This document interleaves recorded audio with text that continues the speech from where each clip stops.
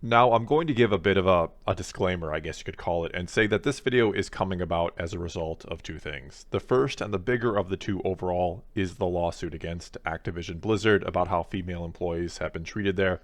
And if you have no clue what I'm talking about, I suggest looking into it elsewhere because I'm not going to be directly talking about it here. The other, and it's a much lesser thing but irks me on a more personal level, you could say, is the new Masters of the Universe series on Netflix, which I have watched, and if I'm being completely honest, it isn't horrible in and of itself, and it would be better if it was called Tila and the Masters of the Universe, because this wasn't He-Man, or should I say it wasn't when it was supposed to be, or when it was promised to be by the creator of it, Kevin Smith. Anyway, these two things, these two properties, I've been a fan of for many, many long years, since I was a kid back in the 80s with He-Man, and since I discovered Warcraft 2 in the mid-90s, and especially the latter, and with World of Warcraft, I have poured a lot of time and money into that game over the years. So what follows is me a bit angrier than normal, perhaps. So if you're just here for my usual, more rational and calm Marvel and Star Wars content, you might want to skip this one. Okay, so in the day and age of the internet and social media, during a time where companies basically have direct and unfettered access to nearly unlimited fan or customer feedback and reaction, you'd almost think relations between the two would be better than ever. That, speaking mainly about the entertainment industry here, we'd even be in a sort of golden age right now where fans were thrilled with nearly everything they were getting because they were being, to at least some degree, listened to. That they were getting content that catered to them and was what they had actually wanted and asked for, which would then make them more than willing, maybe even happy, to hand over their hard-earned money for it. I mean, it all sounds so simple, doesn't it? Make what the fans want and they'll pay for it. It almost amazes me that it can and does go so wrong sometimes. If anything, you'd almost think we'd be living in a time where fan service was the number one complaint, that they'd be bending over backwards so much to give us everything we wanted in order to make the most money possible off of us. And no, even if companies were doing nothing but listening, it still wouldn't be perfect. Companies can't always feasibly accommodate the fans for one reason or another, and fans do have to understand, and I think we do, something has to be profitable. They can't just indulge our every wish. We can't expect them to lose money for us. That's not how it's going to work. Other times, oftentimes, fans don't even agree on what they want, so they send sort of mixed signals. Or maybe the fans are missing or overlooking some great potential story, or some amazing game feature or idea, or whatever else it might be that none of them had ever thought of before. In other words, yeah, there's absolutely a fine line between getting exactly what we want as fans and being pleasantly surprised by the unexpected we never dreamed of. You don't actually want fans to dictate everything, especially a story, or they'll likely get bored with it because it'll never surprise them. This is then where the third part of the equation, or entertainment trinity as I call it, comes into the picture, and that would be the actual creator of the content. And they could be anything from game designers and developers to writers and directors or producers of films or series. Either way, a talented, knowledgeable, and passionate creator who actually cares about the franchise itself is vested in it and not just their job, or sees it as more than just a job and as something more akin to a responsibility or a stewardship, can be the one to kind of balance between the company who mainly only cares about money and the fan who just wants to enjoy their favorite franchise and see it handled well or with respect. In other words, it seems like there could be this sort of symbiotic circle here where fans get what they want from creators who truly care, who care about both the franchise itself on a personal level and their fellow fans, all the while the companies more or less sit back and profit off the exchange. They act almost as beneficiaries, staying out of it, staying out of the creative decisions as much as they can, because let's be honest, they usually are not fans, and they should try being flexible when it comes to things like budget, knowing a happy fan base is one who will open their wallets and allow them to hopefully recoup those extra costs and even exceed expectations financially. Again, in theory, this all seems really simple. However, not only is that not happening with most franchises, not only do many fans seem more disappointed or upset than ever with the properties that in some cases they've loved and supported for decades, some even spending small fortunes on them along the way if they happen to be maybe a collector or have been paying a monthly subscription fee for years, but many of them, to put it mildly, are quite mad and speaking out about it. There is no shortage of angry, or some call them toxic fans, out there criticizing these companies and the choices they make. And though yes, some people or fans absolutely go too far or get way too harsh with their criticism and go overboard and start berating companies and creators when they completely miss the mark, which to a point I can understand. I can understand when something you love and support is butchered and mishandled by those who don't seem to really care about it, who only seem to care about using it for money. And yes, the angrier you get about something, the more it means you actually care.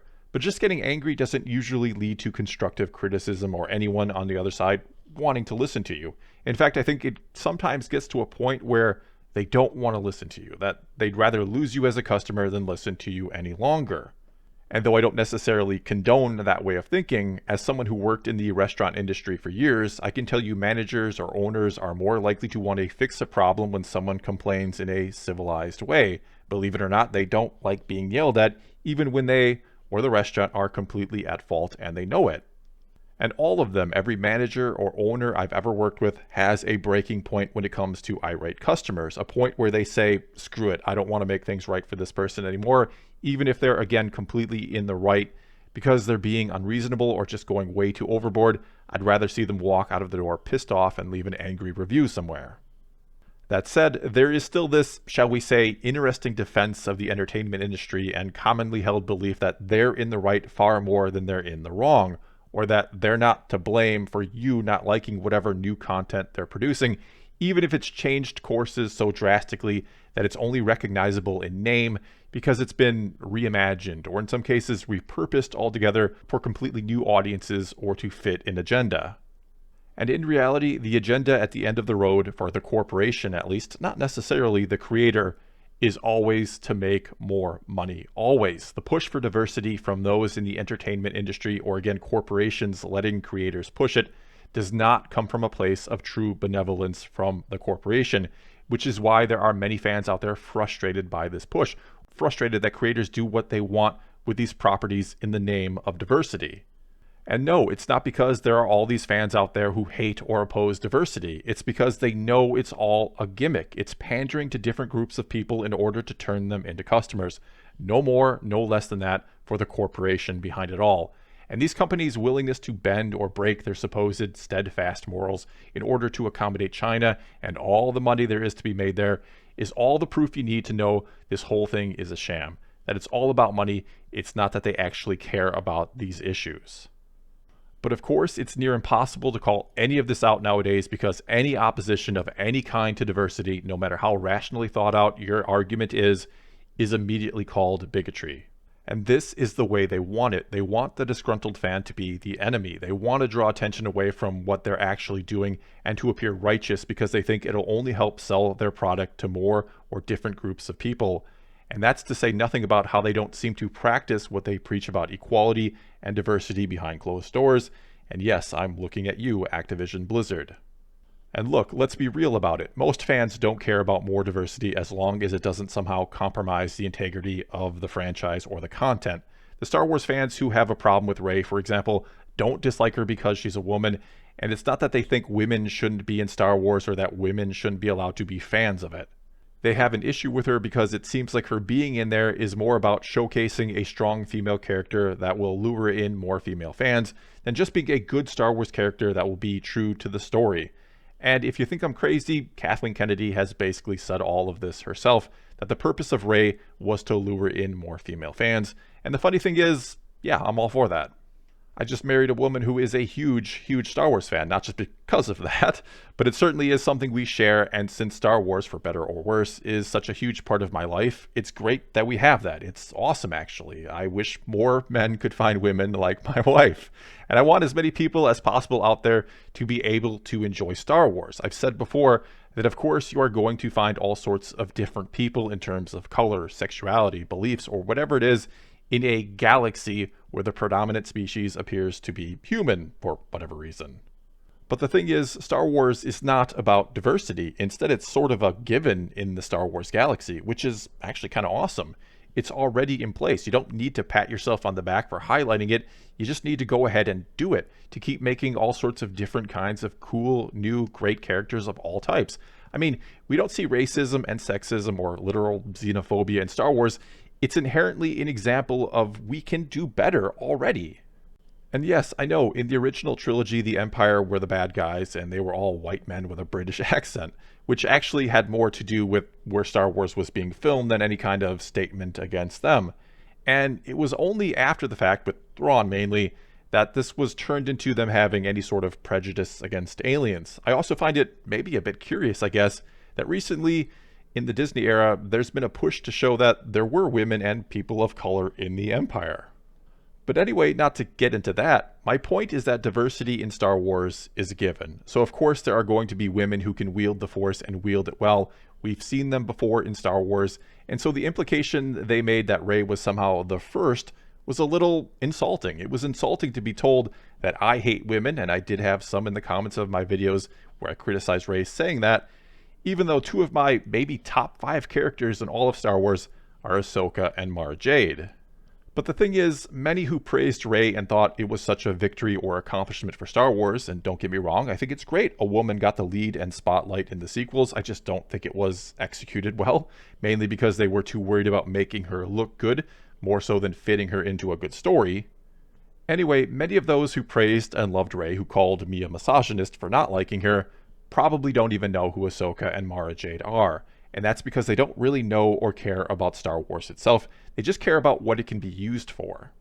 Which is one of the main problems these days. You have people, sometimes within the company or who are creators actually, exerting influence who don't really know or care about the product or franchise itself. They only know what they want to know, and they try to make the points they want to make with it. Even though, again, diversity is a given in Star Wars, they try to make a point about it anyway. And the top dogs at these companies like Disney go along with it. They allow creators who don't actually care about the franchise itself because they know not only does it score them virtue points, but again, it panders to other groups of people who they want to see become their customers. And it's done with these large franchises like Star Wars, like World of Warcraft, or whatever it might be, because they oftentimes take fans for granted. They think as a fan, you'll consume without question, even if you don't like it per se, you'll just keep coming back for more because it's Star Wars and it means so much to you, so much that you don't want to question it, you don't want to lose it. And there is nothing Disney loves more than someone who just loves Star Wars and gets angry anytime someone else criticizes it. Furthermore, if you're someone who does speak out, you'll often be called something like an entitled fan. And how dare you feel entitled to enjoy something you pay for? I've used this example before, but imagine being told you're entitled for expecting good service and food at a restaurant. That wouldn't fly. But somehow, when it comes to the entertainment industry, more often than not, the attitude is fans should shut up and like whatever they're given, and if they complain, they're just part of a toxic fandom. Somehow, in this instance, mega corporations get defended from their customers. It's crazy. And make no mistake, fans are customers. Their money pays the bills and for the lavish lifestyles of those who own these properties. These franchises have no inherent value. They're not commodities. They're not worth anything unless there is a fan who is willing to pay for the content. This is the reason why Hollywood takes so few chances these days, or produces next to nothing that doesn't come from somewhere else, that wasn't first a book or a comic or an old TV show or whatever else it might be. This is why they remake something or try to create shared universe out of nearly anything that people are already interested in. They want the guarantee, they want the built-in fan base, they want your money. As I've said before, no one would oppose or care if they wanted to make a movie or series that pushed whatever agenda they want or did nothing but highlight diversity. Go for it. But that's the problem. No one would care. No one would watch it. That's why it's done with something already familiar and well established with a fan base. You're trying to broaden your audience all the while hoping your established fans will just unquestioningly enjoy it. And look, I don't necessarily blame corporations for wanting to expand their audience and make more money. For better or worse, that's what they exist to do, make money. Most of them have shareholders they have to appease. I get that, I do. But the funny thing is, like I talked about before, if they were more hands-off, if they let creators just do their thing instead of wanting to micromanage or just try to squeak every little dime or penny they can out of a property, they'd likely make more money in the long run. Look at Kevin Feige and the MCU. The kind of money it's brought in, especially with a movie like Avengers Endgame. I've said before, the Star Wars sequel trilogy and Episode 9 should have been nearly on par in terms of box office success with Endgame. If it would have been done right from the beginning, that is. If it would have been planned out and managed by people who just truly wanted to create the best possible Star Wars story. not managed by those who were more concerned with making Rey the next great female icon, which, ironically enough, she would have and could have easily been if her story, and the story around her, had been great. But once you have an intent for a character or story outside of the story itself, once you're trying to prove some sort of real-world point, the story will ultimately suffer, especially with those who actually only care about the story itself. And in a perfect world, maybe this would just be a two-way street and we could eliminate corporations and just have fans and creators. Maybe, thanks to things like crowdfunding, that's the direction we'll go in the future, where fans fund the projects they want brought to them by creators who have genuine passion for what they do, who really want to create something the fans will love for the sake of it. Not creators who seem more interested in educating and not entertaining like so many seem to do these days, or just want to make something for themselves even though it's in a pre-established franchise or universe, and have no interest in making something for the fans, and will then even attack fans who don't like what they make, fans who are, again, customers, who allow them to create in the first place and for their work to be seen. Which isn't in any way meant to try to discourage creators out there from doing new and different things. In fact, I want to see that. As much as I love Star Wars, as much as I want to see it endure for the rest of my life and beyond, I do wonder if it stands in the way of the next great story, a question I've pondered before in videos. Is the reason why so many creators these days seem to be frustrated, why creativity seems to be dead and they actively don't listen to fans or even seem to want to subvert their expectations, is it because they are resentful that they're not allowed to be truly creative, that it seems expected of them to work in pre-established franchises instead of being allowed to try something new? And do some of them get some strange sense of joy from destroying these franchises? Do they want to see an end of the day and age of mega franchises and shared universes filled with pandering? Is that it? I don't know, but I do see a broken system. I see a disconnect in a time where it should be easier than ever to satisfy your customers. Yet all we seem to have are corporations who only care about money and do anything and everything they can to make it. Creators who are, I don't know, frustrated that they're not truly allowed to create and do new things, or feel like they have an obligation to change things in order to educate the audience, which corporations seem to be okay with in an effort to broaden the audience and score virtue points. Then you have the fans who just seem to get angrier and angrier with all of this, which again, I do completely understand. I find it strange too, how quickly the media and others like to attack fans for not liking a product, as if there's something wrong with them for not enjoying something that they've always loved and supported financially that's now being changed on them. But at the same time, as a fan, it also doesn't seem to help the situation to just get mad and attack back, and I really don't know what the answer is on the fan side. But who knows, maybe the solution really is to just cut out the corporation somehow, to get back to creators just being allowed to create and being funded and supported by those who appreciate their work. It seems so much simpler that way, doesn't it? Well, that's all I've got for this time. Not sure this was my best video ever. My microphone died on me, so I'm using a headset to record this, and I felt like I was a bit all over the place. But again, I'm just getting sick and tired of the way things are going in the entertainment industry. It's sad to see franchises you've loved for so long used and abused, or to see them go down the drain because money is the only thing motivating those behind the scenes. Anyway, tell me what you think about anything and everything I had to say, and until next time, thanks for watching.